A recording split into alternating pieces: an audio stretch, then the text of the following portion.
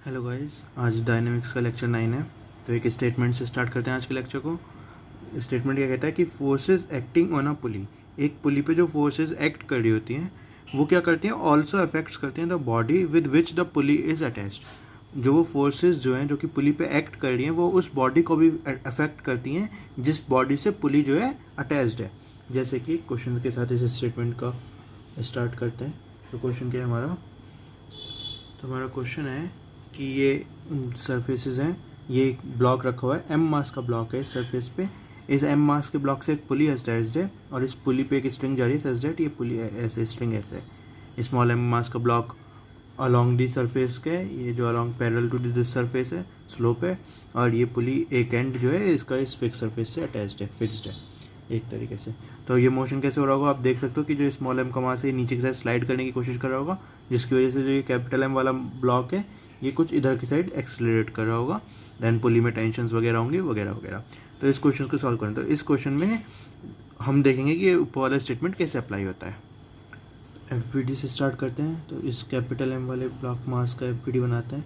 तो इस capital M वाले ब्लॉक पे नीचे की साइड एम लग रही होगी, कोई टेंशन नहीं है इसके लिए। ओके, इस सरफेस को मैं 2 कह देता हूँ, इस सरफेस को मैं 1 कह देता हूँ। जो कॉन्टैक्ट सरफेसेस हैं small M and capital M वाले बीच की सरफेस कॉन्टैक्ट सरफेस को मैं 1 कह देता हूँ और कैपिटल एम और ग्राउंड वाली सरफेस कॉन्टैक्ट को मैं 2 कह देता हूँ। तो एम ऐसे लग रही है, ऊपर की साइड N2 लग रही होगी जो कि ग्राउंड लगा रहा होगा इस एम वाले ब्लॉक पे, यहाँ पे कोई प्रॉब्लम नहीं है। एक N1 ऐसे लग रही होगी जो कि स्मॉल एम वाला लगा रहा होगा कैपिटल एम वाले ब्लॉक पे बिकॉज ऑफ सरफेस कॉन्टैक्ट। तो ये N1 होगी क्योंकि फर्स्ट वाली सरफेस वाला कॉन्टैक्ट में हमने लिया। ओके, और कोई फोर्सेस लग रही होंगी? यस। अब यहाँ पे अटकते हैं। ये तो हमें ये वाली इतनी जो ये 3 फोर्सेस हैं ये तो हमें नॉर्मल समझ में आती हैं। अब 2 और फोर्सेस लग रही होंगी, वो बेसिकली कौन सी होंगी? इस ब्लॉक पे ये जो पुली है वो पुली इस ब्लॉक से अटैच्ड है, फिक्स्ड है इस ब्लॉक पे। तो इस पुली पे एक टी फोर्स टेंशन है अगर इस स्ट्रिंग में, तो टी फोर्स ऐसे लग रही होगी और एक टी फोर्स ऐसे लग रही होगी। ठीक है, क्योंकि ये जो ऊपर आप देख सकते हो ये आपका जो स्ट्रिंग है ऐसे है और ये ऐसे जा रही है, तो एक टी फोर्स इस स्ट्रिंग पे ऐसे होगी और यहाँ पे टेंशन फोर्स कुछ ऐसे होगी, राइट। तो इस पुली पे ये टी और टी लग रही होगी। तो जो फोर्सेस पुली पे लगती हैं वो उस ब्लॉक पे भी लगती है जिससे पुली अटैच्ड है, तो इस कैपिटल एम पे भी वो फोर्सेस लग रही होंगी। तो ये सब कुछ, इसका नेट एक्सलेशन कुछ हम इधर की साइड मान लेते हैं। तो हमने एफ बना दिया, एक्सलेशन बॉडी डायग्राम बना दिया, इसे मैं कैपिटल ए कह देता हूँ। स्मॉल एम वाले ब्लॉक का एफ बनाते हैं अगर, स्मॉल एम वाले ब्लॉक का एफ बनाते हैं अगर, तो इस पे N1 ऐसे की साइड लग रही होगी, कोई प्रॉब्लम नहीं। T ऐसे की साइड लग रही होगी, कोई प्रॉब्लम नहीं। नीचे की साइड mg साइन थीटा लग रही होगी, mg को मैं पहले ही मतलब डिवाइड कर देता हूँ सीधा सीधा, mg कॉस थीटा ऐसे लग रही होगी, यहाँ तक कोई प्रॉब्लम नहीं। फोर्सेज हो गई इस पर कंप्लीट, यस हो गई, और कोई फोर्सेज नहीं होंगी इस पर। एक्सेलरेशन बॉडी डायग्राम बनाते हैं। तो ये क्या है? मूविंग है, राइट। जो स्मॉल एम है और जो कैपिटल एम है इनके बीच में कुछ रिलेटिव एक्सेलरेशन है। तो जब ऐसा केस होता है तो जो रिलेटिव एक्सेलरेशन होती है इन दोनों के बीच में वो क्या होती है? Parallel to the surface in contact. तो इसका जो रिलेटिव एक्सेलरेशन होगी, रिलेटिव एक्सेलरेशन में कुछ इधर की साइड ले लेता हूँ, और इसकी जो नेट एक्सेलरेशन वो क्या होगी? ए रिलेटिव प्लस जिसके रिलेटिव हमने एक्सेलरेशन ली, तो कैपिटल ए इधर की साइड। कैपिटल एम के रिलेटिव हम बात कर रहे हैं ए रिलेटिव की, तो कैपिटल ए जो कि एम की एक्सेलरेशन है कैपिटल एम की वो और ऐड कर देंगे। तो इसकी जो नेट एक्सेलरेशन होगी वो होगी a relative plus A in vector form, a relative ऐसे, कैपिटल ए ऐसे। तो जो ए नेट कुछ इधर की साइड जो भी होगी वो इसकी अब ए नेट होगी। जब हम एफ बनाते हैं तो हम ए नेट लिखते हैं, राइट, किसी भी में। तो जो इसकी ए नेट होगी ए नेट को मैं इन दोनों के सम के तरीके से भी लिख सकता हूँ। तो अगर ये दोनों एक्सप्रेशन मैंने इसमें बना दिया एक्सप्रेशन बॉडी डायग्राम में, तो मैं कह सकता हूँ कि मैंने ए नेट बना दिया बेसिकली। तो ये मेरा दोनों का एक्सेलरेशन बॉडी डायग्राम यहाँ तक हो गया। तो इन क्वेश्चन में मैं पिछले वाले कॉन्सेप्ट भी लगा रहा हूँ, ध्यान रखना। नया कॉन्सेप्ट और लगाया है कि ये टेंशन फोर्स इसमें ऐसे लगेगी। तो ये हमारी यहाँ तक हो गया। अब बस हमें इक्वेशंस लिखनी है इन दोनों के बेसिस पे। इस वाले के लिए मैं बात करता हूँ तो वाई डायरेक्शन में तो कोई एक्सेलरेशन है नहीं, तो जो भी फोर्सेज होंगी वो कैंसिल आउट हो जाएंगी, तो लिखने की कोई ज़रूरत नहीं। इस इधर देखो तो ये N1 का साइन थीटा, N1 का साइन थीटा माइनस ये जो T है इसका क्या है? कॉस थीटा, माइनस T का कॉस थीटा, और एक इधर भी T है तो प्लस का T और एक सॉरी है ना। तो N1 का साइन थीटा इधर की साइड है, ये N1 था तो N1 का साइन थीटा माइनस एक्स की साइड है, ये T जो भी है ये भी माइनस एक्स की साइड है, और जो ये T कॉस थीटा है इसका ये वाला कंपोनेंट T कॉस थीटा होगा, ये प्लस एक्स है। तो ये इक्वल्स टू किसके इक्वल होगा? M times A। तो ये मेरी एक इक्वेशन बन गई फ्रॉम दी इसके लिए, ठीक है। तो इसमें मेरे कितने वेरिएबल हैं टोटल अभी तक? एक वेरिएबल, टेंशन दूसरा वेरिएबल और 3 वेरिएबल चल रहे हैं अभी तक मेरे। ओके, स्मॉल एम वाले के लिए बात कर, तो ये हमारी एक्सेस लेते हैं इसके लिए। अगर हम बात करें इक्वेशंस लिखने के लिए, तो M G cos theta minus का n1 इस वाली एक्सेस में बात करते हैं, इसको to m times a। Acceleration कितनी है इस डायरेक्शन में?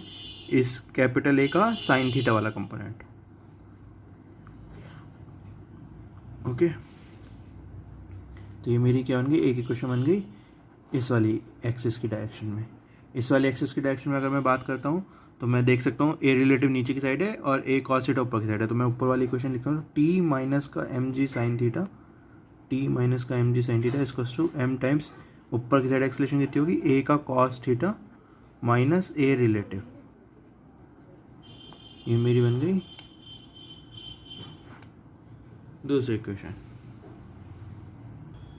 ओके, तो ये हमारी टोटल 3 इक्वेशन बन गई। वेरिएबल काउंट करते हैं, इसमें n1 है, एक t है, एक a है। n1 सेम है, a सेम है, t सेम है, a रिलेटिव और है। तो टोटल कितने वेरिएबल है? 1 2 3 4, 4 वेरिएबल है। इक्वेशन कितनी है? 1 2 3, तो मतलब एक और इक्वेशन होगी। तो वो इक्वेशन कहाँ से आएगी? वो इक्वेशन आप नॉर्मली ऐसे भी देख सकते हो कि जो a रिलेटिव होगा, जो कैपिटल ए होगा, इनके बीच में कुछ रिलेशन होगा, राइट? क्योंकि स्ट्रिंग की लेंथ के हिसाब से आप देख सकते हो कि अगर ए रिलेटिव नीचे की साइड है तो ये स्ट्रिंग की लेंथ सेम रहने वाली है, जिसकी वजह से इस ए कैपिटल ए पे कुछ फर्क पड़ रहा होगा। तो ए रिलेटिव और कैपिटल ए में कुछ रिलेशन है, हमें नहीं पता क्या है, लेकिन कुछ रिलेशन है, एटलीस्ट इतना तो पता है। तो अभी तक हमने कोई भी क्वेश्चन ए रिलेटिव और कैपिटल ए के रिलेशन की वाली इक्वेशन नहीं लिखी, तो अब वो और लिखनी है। तो मैं ये यहाँ से देखते हैं, तो कैसे लिखेंगे इस स्ट्रिंग की लेंथ को? ये अगर ये फिक्स पॉइंट है बेसिकली, तो अगर ये वाली लेंथ को मैं कह देता हूँ कैपिटल एक्स है और इस वाली लेंथ को मैं कह देता हूँ x1 है कुछ, तो जो ये x प्लस x1 होगी वो कैपिटल L के इक्वल होगी, राइट? जो x प्लस x1 होगी वो कैपिटल L के इक्वल होगी। जो लेंथ ऑफ द स्ट्रिंग होगी वो क्या होगी? इस पुली तक की लेंथ, इस स्टार्टिंग पॉइंट से, और इस पुली से इस नीचे m तक की लेंथ। तो ये x प्लस x1 होगी, उसको मैं L के इक्वल कहता हूँ। डबल डिफरेंशिएट करूँगा तो x का डबल डिफरेंशिएट क्या आएगा? देख सकते हो x ए की डायरेक्शन में x क्या हो रहा है? घट रहा है, तो माइनस ए आएगा। x1 का डबल डिफरेंशिएट करेंगे तो एक्सलेशन आएगी, लेकिन क्या आएगी? ए रिलेटिव की डायरेक्शन में x1 क्या है? बढ़ रहा है, तो प्लस का ए रिलेटिव आएगा और ये L का 0 हो जाएगा डबल डिफरेंशिएट करने के बाद। तो मेरा यहाँ से आएगा A relative equals to capital A. तो ये मेरी चौथी इक्वेशन आ गई। तो मेरे पास 4 इक्वेशन, 4 वेरिएबल। तो इस वाले क्वेश्चन में हमने बहुत सारी चीज़ें लगाई, राइट? ए रिलेटिव वाले फंडे लगाए। कौन से वाले फंडे लगाए? जो इक्वेशंस एक्सलेशंस के जो रिलेशंस आते हैं, बेसिकली मूविंग पुली वाले फंडे लगाए। और क्या कहते हैं, ये वाला नया फंडा लगाया कि जब कोई पुली किसी ब्लॉक से अटैच होती है तो जो पुली पे फोर्सेज एक्ट कर रही होती है वो उस ब्लॉक पर भी एक्ट करेंगी, तो जिसकी वजह से हमारी ये वाली इक्वेशन आई, वरना ये वाली इक्वेशन आने में प्रॉब्लम होती, राइट? तो ये सारे फंडे इस क्वेश्चन में लगे। बाकी तो अब 4 इक्वेशन, 4 वेरिएबल बन गए, सॉल्व आप खुद कर लोगे। यहाँ पे छोड़ दो। ओके, सो हमारा कुछ क्वेश्चन है। नेक्स्ट क्वेश्चन क्या करते हैं? कुछ क्वेश्चन है, ये पूरा एक कैपिटल एम मास का ब्लॉक है बड़ा, इससे एक ऐसे स्ट्रिंग जा रही है, ये 2 पुलीज हैं, देन ये यहाँ पे एक पुली है और ये स्मॉल एम मास का ब्लॉक है। तो ये कुछ ऐसा सिस्टम है। तो क्या हो रहा होगा? स्मॉल एम मास का ब्लॉक नीचे जा रहा होगा, जिसकी वजह से धागा ऐसे खींच रहा होगा, ये धागा ऐसे, ये स्ट्रिंग ऐसे, ये स्ट्रिंग ऐसे, तो ये कैपिटल एम वाला मास कुछ ऐसे जा रहा होगा, राइट? तो कुछ ऐसे हमारा सिस्टम चल रहा होगा।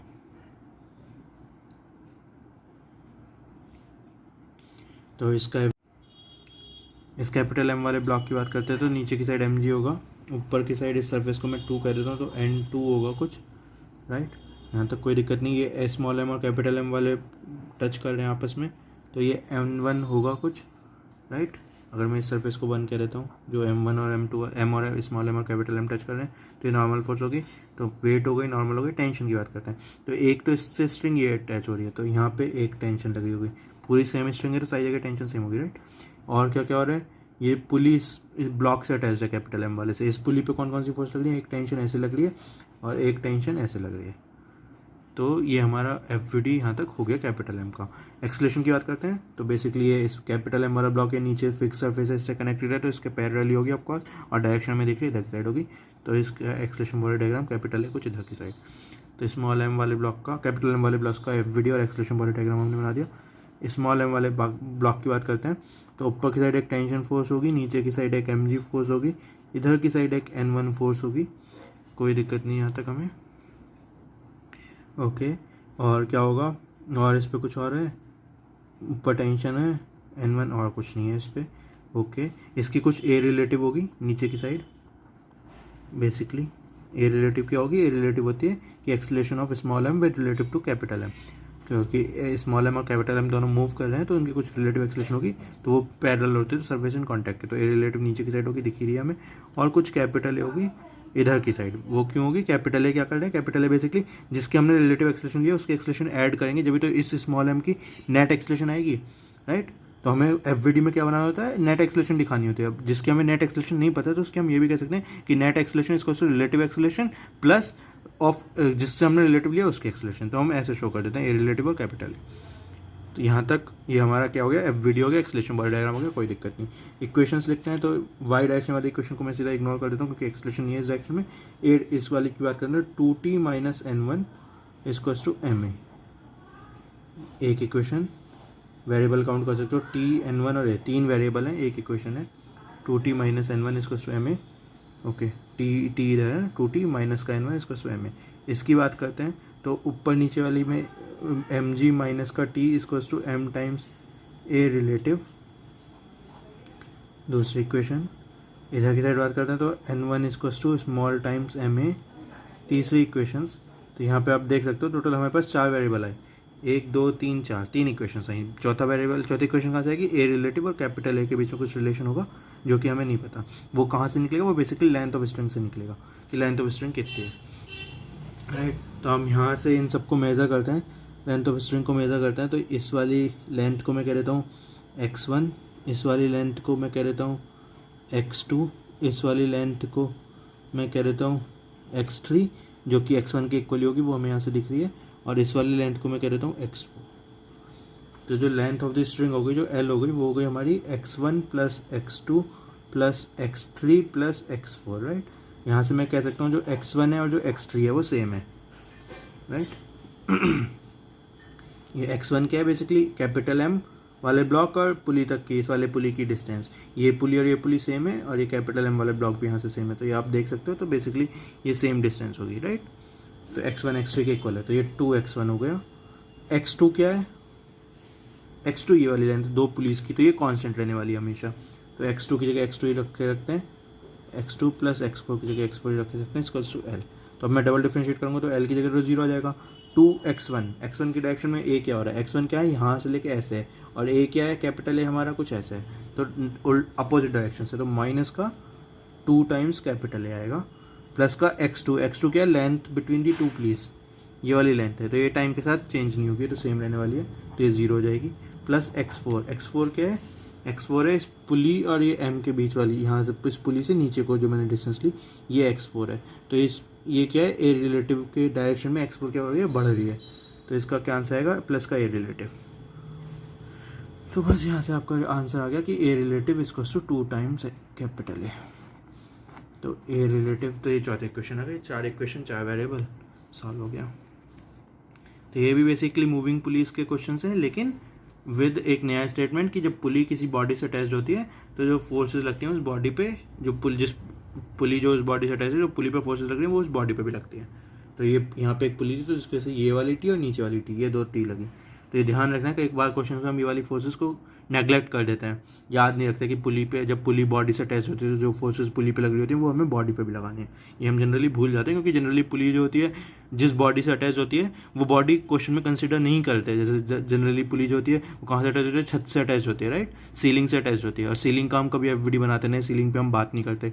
तो जनरली हमारे जनरल क्वेश्चंस में हम उन बॉडीज़ की बात नहीं करते जिन बॉडीज से पुली अटैच होती है। तो हम जनरली भूल जाते हैं कि जो पुली पे फोर्स लग रही होती है वो बॉडी पे भी लगती है। लेकिन जहाँ पे इन बॉडीज़ की हम बात करने लगते हैं तो वहाँ पे अब ये कॉन्सेप्ट लगाना इंपॉर्टेंट होता है। ओके गाइस, तो ये क्वेश्चन है, ये हमारा आज का लास्ट क्वेश्चन है। तो ये सेटअप है बेसिकली, ये वाला इधर वाला सेटअप तो आप पहले भी देख चुके हो। अब इधर जो है ये जो स्ट्रिंग का दूसरा एंड है, ये दूसरे ब्लॉक एम से अटैच्ड है, फिक्स्ड एंड होने के लिए दूसरे एम ब्लॉक से अटैच्ड है। ओके, तो ये क्वेश्चन सॉल्व करते हैं, तीनों का एफ बनाएंगे पहले। सिंपल इसे स्मॉल एम को क्या बनेगा, नीचे की साइड एम जी, ऊपर की साइड N3 कह देते हैं। सरफेस की अगर मैं कॉन्टेक्ट सरफेस वर्क करूँ, इसे 3 कह देता हूँ, इसे 2 कह देता हूँ, इसे 1 कह देता हूँ। ओके, ठीक है। तो ये ऊपर की साइड N3, इधर की साइड टेंशन T लग रही होगी, इसका कुछ एक्सलेशन होगा A1 इस डायरेक्शन में। इंपॉर्टेंट पॉइंट क्या है यहाँ पे, जनरली हम क्या करते हैं कि अगर ये एम ब्लॉक नीचे की साइड में कहता है ए रिलेटिव नीचे की साइड जा रहा होता है ए रिलेटिव से, तो बच्चे कंफ्यूज क्या होते हैं कि इसे ए रिलेटिव मानते हैं या फिर इसे कुछ A1 कह दो, चलो A1 कहते हैं नीचे की साइड जा रहा होगा, तो वो एकदम से सोचते हैं कि ये जो एम वाला ब्लॉक है ये भी इधर की साइड A1 से ही जाने लगेगा।